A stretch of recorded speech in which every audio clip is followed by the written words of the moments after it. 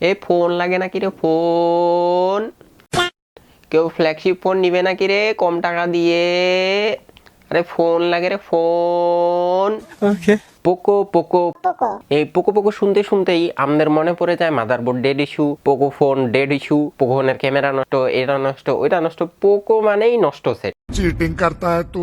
এত বাজে এক্সপিরিয়েন্স পাইছি পোকো সেট থেকে, পোকো মানেই নষ্ট সেট। কিন্তু পোকো এখন হঠাৎ করে যেই দুটা সেট লঞ্চ করছে, সেই দুটা সেট নিয়ে এত ধরনের, এত মানুষের এত বেশি এক্সাইটমেন্ট, সেটা দেখে তো আমার 2018 সালের পোকোর ফোনের কথা মনে পড়ে গেল। সেটা কি আপনারা জানেন যে পোকো 2018 সালে কোনটা বের করছিল? The one and only legendary phone Poco phone F1।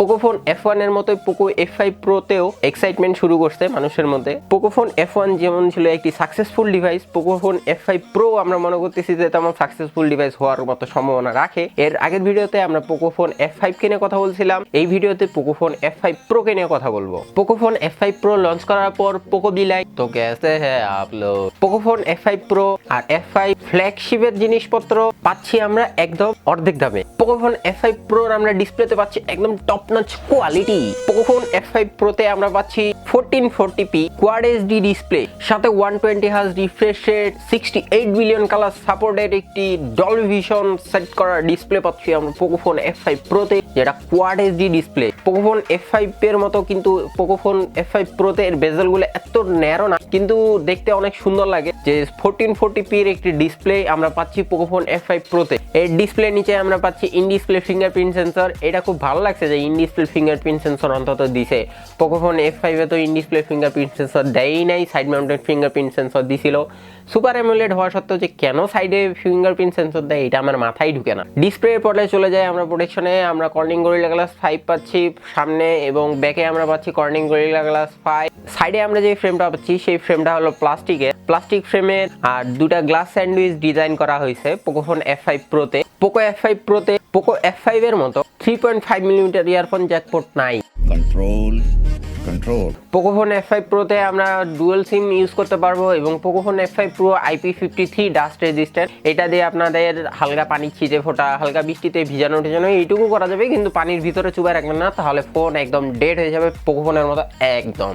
Poco F5 Pro তে আমরা প্রসেসর হিসেবে পাবো Snapdragon 8+ Gen 1, এটা জিপিইউ হিসেবে থাকবে Adreno 730 Snapdragon 8+ Gen 1। এটা 1 মিলিয়নের উপর অন্তত বেঞ্চমার্ক স্কোর দেয়, যেটা 10 লাখের উপরে। Can you imagine 10 lakh? Snapdragon 8 Gen 1 অনেক পাওয়ারফুল একটি চিপসেট, এবং এর আগের বছরের flagship chipset 8 Gen 1। Poco F5 Pro তে আমরা স্টোরেজ টাইপ হিসেবে পাচ্ছি UFS 3.1 স্টোরেজ, এবং এটার বেস ভেরিয়েন্ট হলো 8GB 128GB storage. Poco F5 এর স্টোরেজটা আমার কাছে ভালো লাগছিল। পোকো F5 এ 8GB 256GB ছিল বেস ভেরিয়েন্টের স্টোরেজ, কিন্তু পোকো ফোন F5 Pro তে কস্ট কাটিং এর জন্য এই জায়গায় একটু কষ্ট করছে, যে 128GB দিছে তারা এই স্টোরেজটা বেস ভেরিয়েন্ট। যারা চাইলে 256GB স্টোরেজ দিতে পারতো Android 13 এ এবং MIUI 14 মানেই তো বাঘ ভাল্লুকের দেখা হবে না MIUI এ, এটা কি কখনো সম্ভব? কিন্তু না, এই পোকো ফোন F5 Pro তে তারা বাঘ ভাল্লুক অনেক কমায় রাখছে, যতটা পারে অপটিমাইজ করার চেষ্টা করছে পোকো ফোন F5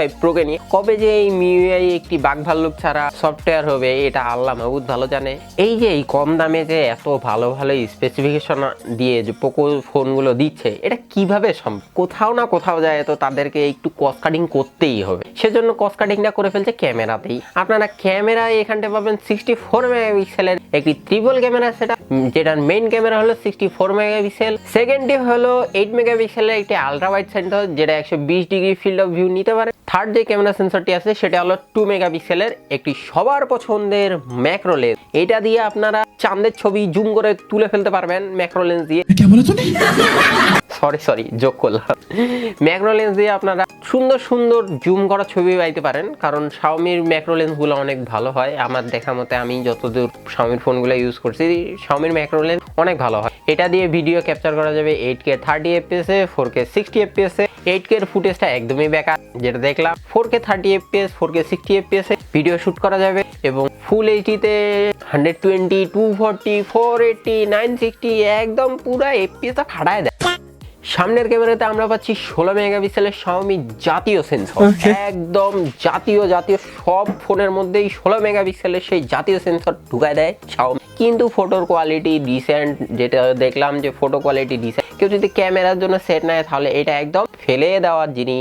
এই ফোনটিতে স্টেরিও স্পিকার ইউজ করা হয়েছে। এই ফোনটি দিয়ে যখন আপনি গান শুনবেন তখন স্টেরিও স্পিকারগুলো কোয়ালিটি অমন ভালো নাও লাগতে পারে, কিন্তু আপনি যখন গেমিং করবেন তখনকার গেমের যে গানের সাউন্ডগুলো ঠুসঠাস যে সাউন্ডগুলো, সেই সাউন্ডগুলো অনেক ভালো মতো করে অপটিমাইজ করা।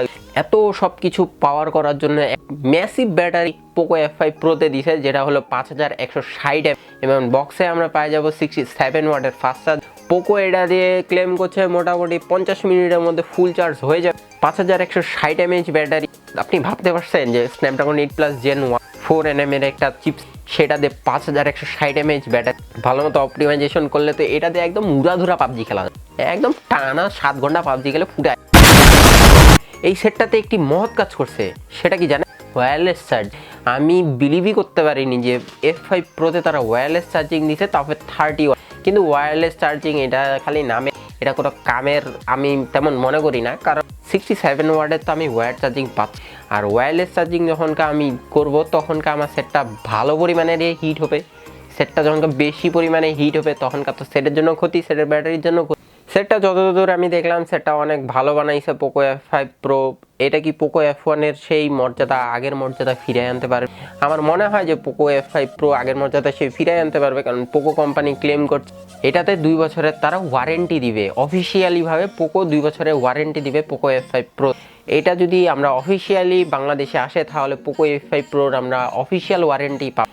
এই সেটটা আমরা বাংলাদেশে বেস ভেরিয়েন্টটা পাচ্ছি প্রায় 50,000 টাকার কাছাকাছি। 50,000 টাকা দিয়ে 8+ Gen 1, একটা ভালো battery, camera downgraded but display একদম কড়া লেভেলে।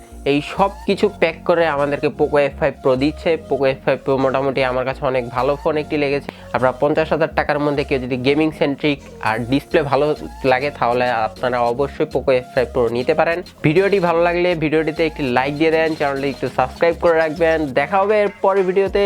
এতদিন চিল করতে থাকেন, ভালো থাকবেন, সুস্থ থাকবেন। আল্লাহ হাফেজ।